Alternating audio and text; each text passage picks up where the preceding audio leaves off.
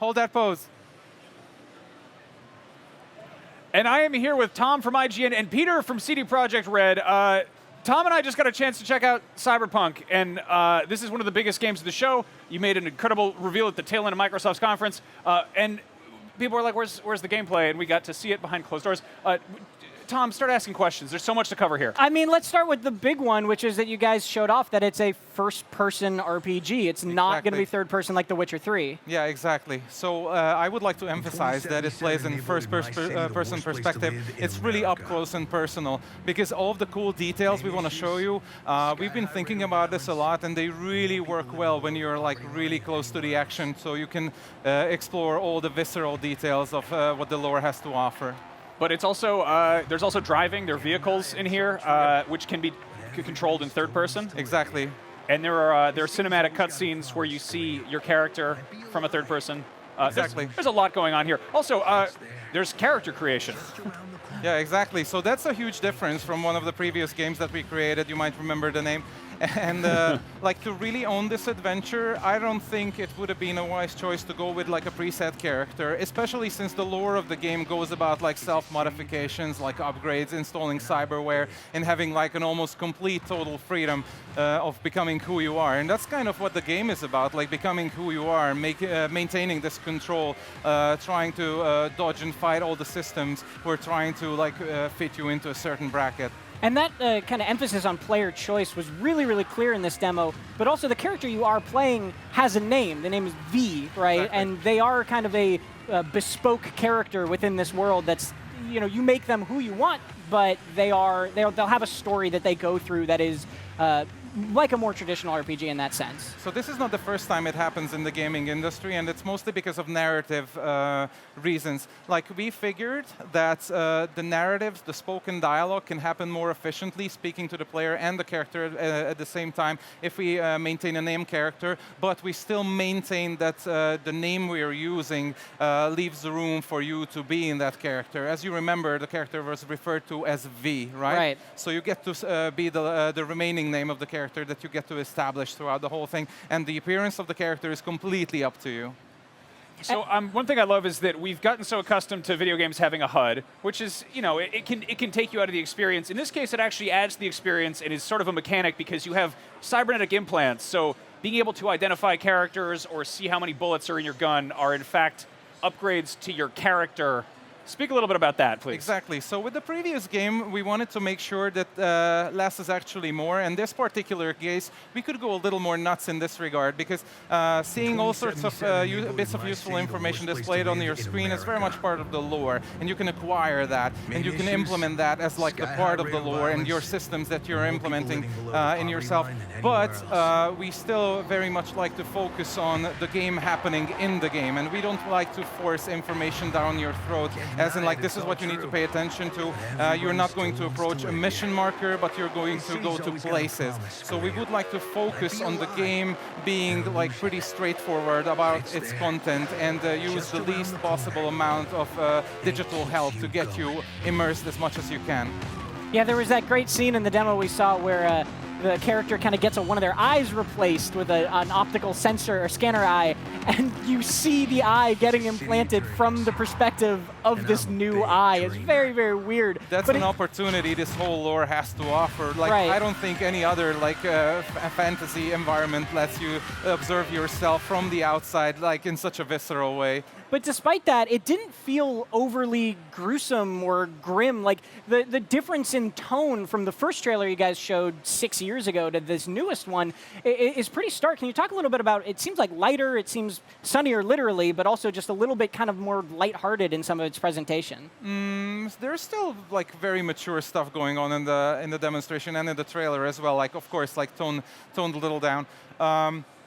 This is actually something we've been maintaining as a consistent thing, so there's no self-gratuitous content in the game. There wasn't any in The Witcher, and there's none of that in Cyberpunk. Like, what we use, what we show to you, all has a purpose, all has a function to set a mood, to set goals, introduce characters, feelings, emotions. Everything has a purpose, and everything we do happens for a reason.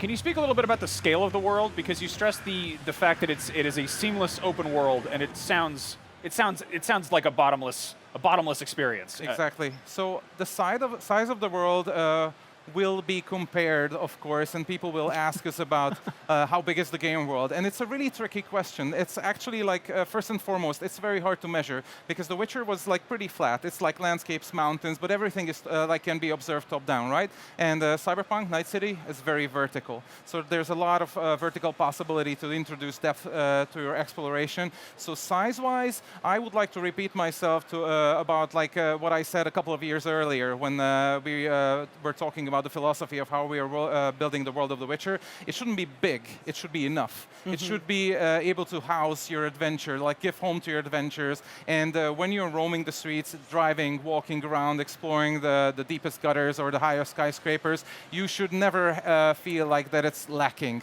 It should always be there for whatever you want to do. So also, let's talk about that location a little bit. Night City is where it's set, this kind of fictional city in between San Francisco and LA, is that right? The official name of the location, and I practiced this so hard to memorize it, is the Free State of North California. It's on the coast. Okay. And you mentioned in the demo that this world is going to change depending on your actions and depending on choices you make as you go. Can you just talk a little bit about that? So this is still very much a key thing, and since the world offers so many opportunities to change things in yourself and in your environment, the original values of choice and consequence coming from our previous games is more prominent than ever. You will have plenty of opportunities, as you saw probably on the game demo, several times over during a single quest. You can change your mind or alter your approach, how you want to do this. Like initially you will be introduced to a quest that is literally just talking to someone and the firefight can break out. Or if you have the necessary skills, abilities, or street cred, then you can do something completely different and end up with a result that maybe you were not even expecting. That's something I wanted to touch on. Is it seems like you're really breaking down the barrier between sort of narrative gameplay and more interactive gameplay. Like it doesn't feel like dropping into like a conversation moment. At several points during our demo, the character would have like a gun pointed at them, and you had dialogue options, but there was also the option to just grab the gun and start shooting.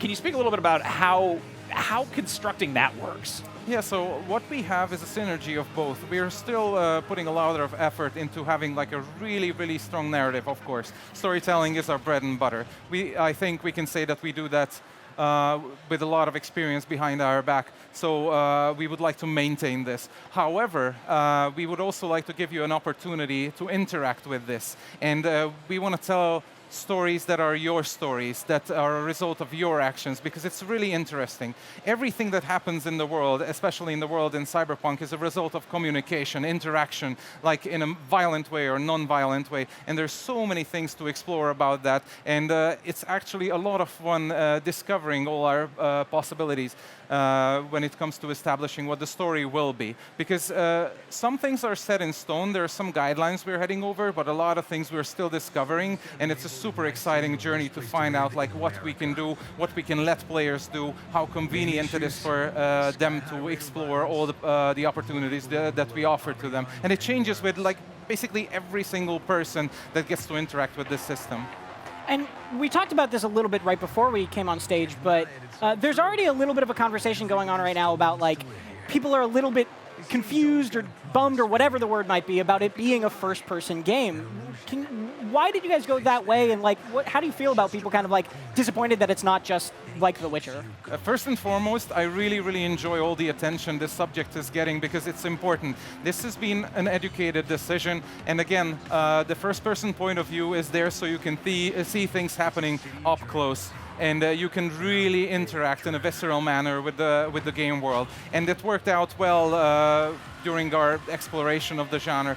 Third person is good with games like The Witcher, where you have a lot of motion and movement around you. But when all the things happen to you, from you, within you, first person point of view, I think, is an appropriate decision to take. Also, with all the augmentations, it makes especially with those. One thing I'm curious about, Geralt, obviously a very nomadic character, wanders all over the place. In this case, we're shown V's apartment, or sort of home base. Can you speak a little bit about the role that plays in the game? So V's apartment will be a standard thing, as in like you can own your apartment and there's a chance to own multiple. This is where you basically go home to and regroup. You're going to store your equipment there in a cool fashion, like of course style over substance. So we want to showcase your collection of clothes maybe, or your weapons. There's going to be a gear room, as you saw, and it's going to give you an opportunity to check out all the cool things that you have in like a very, very stylish fashion. So this is also to increase the feeling of ownership of the game, because one of the most important things the protagonist has is to control who she is, and you are basically what you own. And what greater way to express this than through the apartment you have? So another thing, I mentioned this, the sort of the breaking between more systematic things and then gameplay things. We saw a part equipping a jacket was done at the apartment. Can you change things from just a menu in the game, or do you have to be at your apartment to re-equip items? That was partially to be able to show you how cool the things look in a wardrobe, right? So we have to have that. But of course, equipping items is not a location dependency. Of course, sometimes you need to fight for something, go there, fight for it, pick it up. But like it can happen in a convenient way. Wow. Okay. Well, obviously, we still have a lot of questions about Cyberpunk 2077. I am dying to see this demo all over again. Especially since you missed the ending. Yeah. Yeah. Well, back to you guys.